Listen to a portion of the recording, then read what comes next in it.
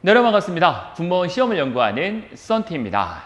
2021년 7월 24일 군무원 시험 필기시험이 모두 종료가 됐습니다. 결과가 어떻게 됐든 이제 여러분들은 주사위가 던져지신 상태이고 그 결과를 받아들이셔야 되는 시기가 됐죠. 하지만 우리 필기시험이 아쉬운 점이 좀 여러 가지가 있었어요. 그 부분에 대해서 제가 한번 총평을 해보도록 하겠습니다. 그래서 이번 컨텐츠는 2021년 군무원 필기시험에 대한 경영학 파트에 대한 이야기를 중점적으로 할 거고, 그 전에 우리 군수직 7급 시험에 국어시험 문제 4번 하고요, 다른 행정이나 정보직렬에 있는 국어시험 문제 4번하고 시험 문제가 다르더라고요. 그래서 저도 여러 가지 조사를 하고 여러 수험생들에게 질의를 했는데, 실제로 가답안이라고 공개가 된 문제가 우리 군수직 7급 시험 보신 분들이 시험 보신 문제가 아니에요. 4번 문제가요. 우리 이제 코로나 문제가 나왔어요. 국어에서. 근데 아마 이 영상을 보시는 분들은 코로나 문제가 나왔다, 또는 무슨 소리냐, 나는 국어 7급 봤는데 7급 군무원 시험에 국어에서 코로나 문제가 안 나왔다라고 분명히 의견이 분분할 건데, 이 부분을 이의제기 기간에는 제가 유튜브에 올리면 괜히 논란의 수준만 커질 것 같아서 저도 이의제기를 하고 현재 기다리고 있는 상태에서 이의제기 기간이 끝났기 때문에 여러분들에게 해당하는 내용을 좀 공개해 드리도록 하겠습니다.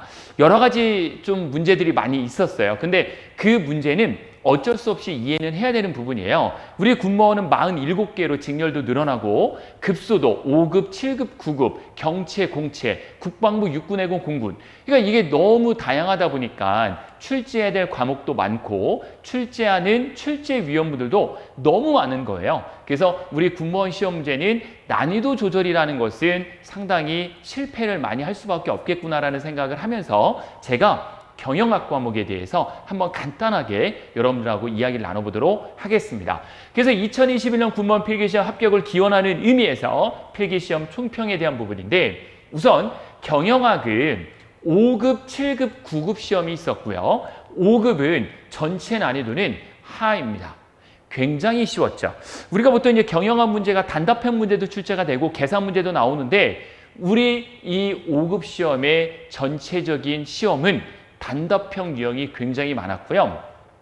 누구나 아주 기초적인 내용만 알고 있으면 바로 정답이 나오는, 고민할 필요가 없는 것들이 상당히 많았습니다. 하지만 난해한 문제가 3문제 정도가 있었고요. 제가 말씀드린 건 난해하다라는 것이 이 문제에 오류가 있다는 말씀이 아닙니다. 그래서 전체적으로 5급 시험이 7급이나 9급에 비해서는 굉장히 쉬웠다라는 말씀을 드리고, 7급 시험 같은 경우에는 전체 난이도가 중상 정도가 됐습니다. 난해한 문제가 5문제가 있었는데 그 중에 한 문제를 제가 이의제기를 했는데 그 문제 한번 말씀을 드리도록 하고, 9급 같은 경우에는 그냥 무난했습니다. 계산하는 문제도 전혀 없었고요. 그냥 아주 기본적인 이론인데, 문제는 기본적인 이론에서 핵심이 되는 걸 시험에 출제를 해야 되는데, 핵심이 되는 걸 출제하지 않고 전혀 엉뚱한 내용으로 문제를 바꿔서 출제했기 때문에 간혹 우리 몇 명 수험생분들은 경영하기 너무 어려웠다 하시는 분들이 많이 계세요. 예를 들자면 호손 실험에 대해서 우리 시험 문제 예를 들어 나왔다면, 요번에 나오지 않았지만 호손 실험이 나왔으면 호손 실험의 목적이 뭐예요? 왜 그런 실험을 했느냐? 바로 이 조명의 밝기가 생산성에 영향을 미치느냐? 그렇지 않다. 오히려 인간관계 부분이 훨씬 더 영향을 미친다는 게 핵심이면 그런 부분이 출제가 돼야 되는데, 조명의 개수를 몇 개로 했느냐, 예를 들어서 전혀 우리 시험과는 핵심이 되는 거는 아닌, 우리 이제 이 실험과 핵심이 되는 건 아닌 엉뚱한 부분에서 출제를 하다 보니까 7급과 9급 시험 보시는 분들이 간혹 어렵게 느낀 분들이 좀 계셨다라는 거죠.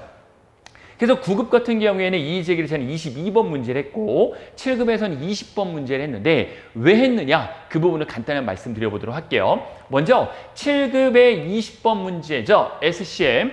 늘 제가 이론 시간에 강조했던 거고 시험에 무조건 나올 수밖에 없다라고 강조를 했던 거죠.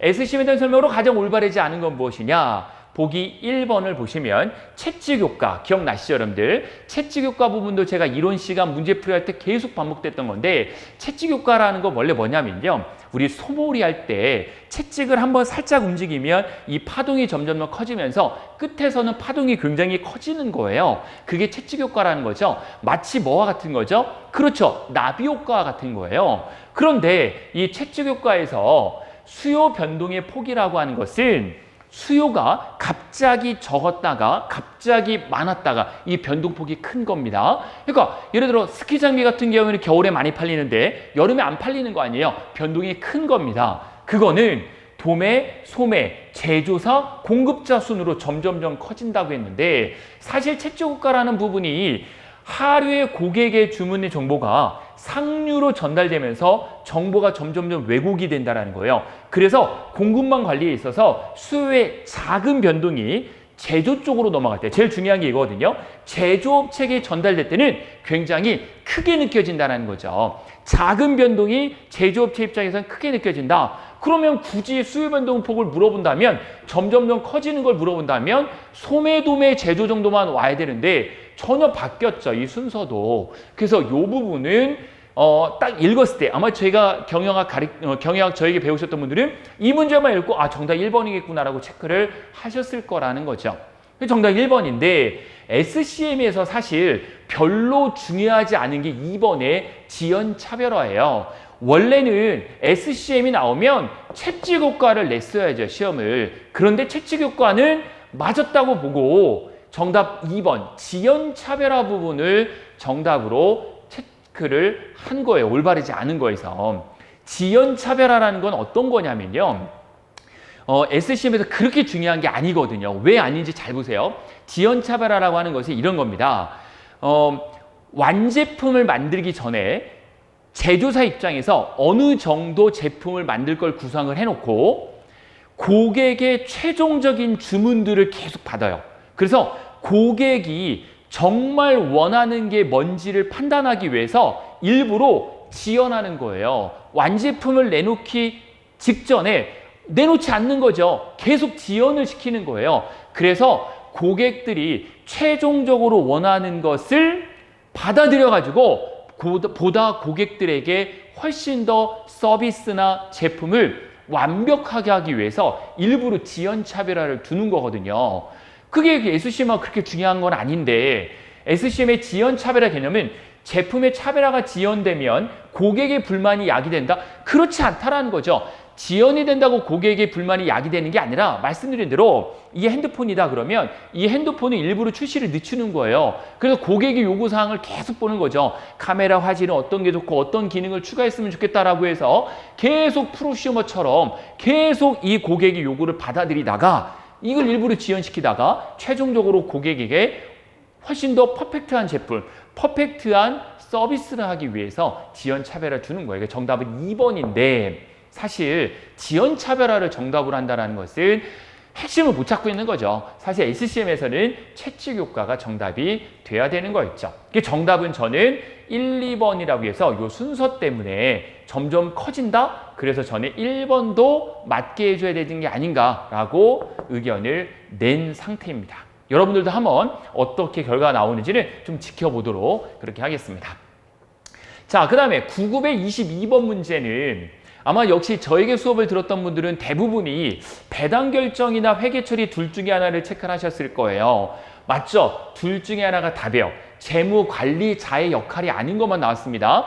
여러분, 재무관리라는 부분을 실행하는 자잖아요. 원래 이제 재무관리의 최고 경영자는 CFO라고 해서 금융이나 재무를 총괄하는 대표이사. 우리 보통 CEO는 경영을 총괄해요. 그 중에 재무 파트를 담당하는 최고 CFO, 배운 거 아닙니까? CFO, 파이낸셜. 그래서 재무관리라고 하는 이 말은 기업의 마케팅, 인사, 영업, 회계 이런 거와 동등한 수평적인 입장에서 이러한 것들을 이런 것들을 지원하기 위해서 뭐 하는 거냐면 자금을 누구에게 조달할 거고 조달받은 자금을 어떻게 운용할 것인지에 대한 영역이 재무관리거든요. 그래서 요 이름만 보면은 이 네 개가 다 맞는다라는 거죠. 다. 근데 우선 투자 결정, 기본적으로 재무관리가 투자 어떻게 할 것인가, 신제품에 대한 거, 아니면 기존 시장조사, 마케팅, 회계 전부 다 투자 결정 필요하죠. 자금을 어떻게 조달할 것인가. 우리 자금 조달 5급에도 이번에 나왔는데 직접 조달했고 간접 조달했다. 과거 기출문제도 있었던 거 아니에요? 그 직접 조달은 어떻게 할 것이고 간접 조달은 어떻게 할 것인가. 뭐 이런 부분에 대한 거 재무관리 할 수 있어요. 회계 처리. 사실 우리 이 경영학 요번 시험에서는 3번 회계 처리라고 했는데 사실 회계 처리가 재무관리자가 회계 처리를 하는 기업이 얼마나 많은데요, 여러분들. 그러니까 재무관리자가 회계 처리도 하는 경우가 많이 있거든요, 실제로 기업에서. 그래서 회계 처리도 사실 어떻게 보면 맞다고 해야 돼요. 그리고 배당 결정한다. 실제로 여러분들 배당 결정은 누가 해요? 배당 결정. 배당을 이렇게 주자라는 의견은 이사회에서 하거든요. 그럼 이사회는 재무관리자가 이사회에 소속돼 있어서 우리 이렇게 주주들에게 배당을 하자라고 기획안을 작성을 해서 최종 결정은 누가 합니까? 그렇죠. 주총에서 하는 거예요. 주주총회에서 최종 결정을 하는 건데 배당 결정? 저는 딱 봤을 때 배당 결정은 사실 주총에서 결정하는 건데 정답은 4번도 틀렸다라고 생각을 했었는데 정답 4번은 맞았다고 한 거예요. 제가 가만히 생각해 보니까 배당 결정과 배당 확정 어떻게 보면 같은 말인데 배당 확정이라고 한다면 배당 확정은 어디서 한다? 주총에서 한다. 그래서 무조건 틀렸다고 보는데 배당 어떻게 줄 것인가를 결정하는 것은 먼저 이사회 소속인 재무관리자도 하지 않느냐. 그래서 요거는 맞는 걸로 본 게 아닌가 생각이 되는데 사실 이것도 배당 결정과 확정 이 말장난이라면 4번도 맞게 해줘야죠. 그래서 이 재무관리자는 기본적으로 주주들에게 어떻게 다시 돈을 돌려줄 것인가 직접 조달과 간접 조달을 했다면 이자는 어떻게 줄 것이고 직접 조달해서 주식을 발행해서 주식 배당금은 어떻게 할 것인가에 대한 결정을 한다기보다도 기획을 하는 거죠. 그래서 기획을 해서 최종 결정은 누가 한다? 주총에서 한다. 그래서 저는 4번도 틀린 게 아닌가라는 생각을 하는 겁니다. 아시겠죠? 여러분 참고하시면 될 것 같고 결과는 어떻게 받아들일지 모르겠지만 한번 지켜보시죠. 그리고 경영학에서의 문제를 이렇게 냈는가라는 부분에 대해서 우선 경영학이 있긴 이전에 품질 관리, 품질 경영에 대해서 우리 시험 문제에 원래 나왔어요. 원래 이제 2015년까지만 해도 경영학이 없었고 품질 관리론 이걸로 이제 시험 문제 출제가 됐거든요. 그래서 이 품질 경영에 대해서는 우리 시험 문제 분명히 많이 출제가 되는데 왜냐면 과거 기출 문제를 보고 아마 출제위원분들이 출제를 하시기 때문에 한 문제 정도 나올 수 있다고 하는데 이것도 포인트를 못 잡은 거예요. 품질 경영에 대한 설명으로 올바른 건 무엇이냐? 품질 경영의 아버지라고 불리는 사람이 있어요. 에드워드 데빙이죠. 에드워드 데빙은 품질 경영의 아주 선구자이고 아버지라고 불리는데 자, 데빙이 늘 주장하는 게 있어요. PDCA 기억나시나요 여러분들? PDCA 그래서 P, 플랜, D, do 그리고 C, 체킹하고 액치해야 되는데 PDCA가 아니라 PDAC로 바꿔놔서 1번이 틀렸다라고 하는데 사실 문제 이렇게 내면 안 되죠. 이거 그냥 말장난해서 돌려놓은 거밖에 없거든요 실제로. 근데 이거 돌렸다고 해서 1번이 틀렸다? 이건 좀 문제가 있지 않는가 생각입니다. 그래서 PDCA인데 PDAC로 말장난해서 낸 거예요. 그리고 2번을 보니까 너무 깜짝 놀란 것은 신고 시스템이 나왔어요. 신고 시스템? 별로 중요한 시스템이 아니고 이런 이론이 아니거든요. 그래서 제가 찾아봤어요. 신고 시스템은 통계적 품위관리 기법 뭐죠? SQC 이건 기억나시죠? TQM, TQC, SQC 기억나시죠? 거기서 일본식 용어로 표현한 것이다. 야 이게 일본식 용어로 표현한 게 답이 된다면 이건 논란의 소지가 있으니까 2번 체크한 사람은 없겠죠. 2번 찍으시면 안 되죠. 일본식 표현을 우리가 공부할 필요가 뭐 있어요. 근데 이걸 일본식 표현이라는 것도 시험지에 나왔다라는 거죠.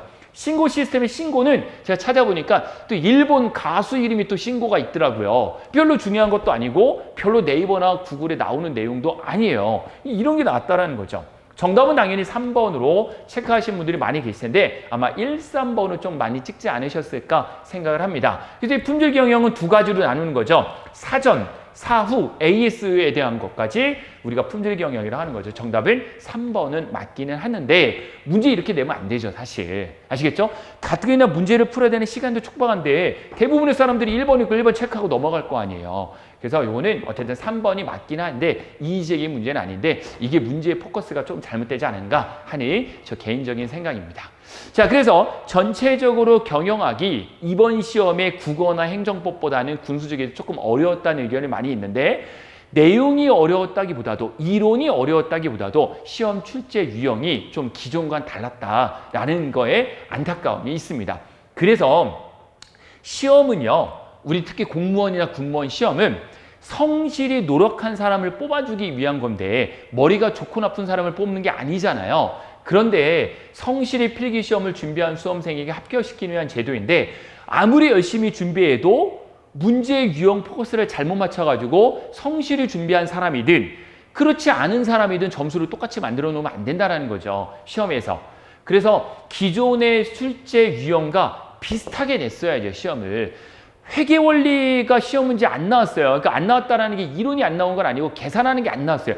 늘 두세 문제씩 내던 거를 이번 시험에 안 냈단 말이에요. 5급, 7급, 9급에. 그거 왜 안 내는 거냐는 거죠. 그러면 22년도 내년을 준비하는 사람은 과연 이걸 또 공부할 것인가 말 것인가 해도 이것도 안 나오면 어떡하지? 이런 불안감 갖고 공부한다라는 거죠. 그래서 회계 파트의 계산 문제를 나오지 않은 것도 그렇고 포커스를 좀 잘못 맞춘 게 아닌 게 좀 있지 않느냐. 그리고 5급 시험은 사실 너무 쉽지 않았느냐라는 저의 간단한 총평을 드리겠습니다. 자, 그래서 이제 얼마 안 남았죠? 8월 20일. 아마 오전에 뜰 거예요. 오전에. 그래서 국방부가 8월 20일 날 또 좀 일찍 뜨고 하니까 우선은 요번에 합격을 진심으로 기원을 드리고 이번에 합격을 하셔서 저 썬티와 함께 면접 때 또 뵙는 그런 영광이 있길 바라겠습니다. 다시 한번 이번 군무원 필기시험 준비하느라 너무 고생 많으셨고 이번 주, 다음 주는 좀 편안하게 쉬시길 바라겠고요. 저는 면접 때 뵙겠습니다. 고맙습니다.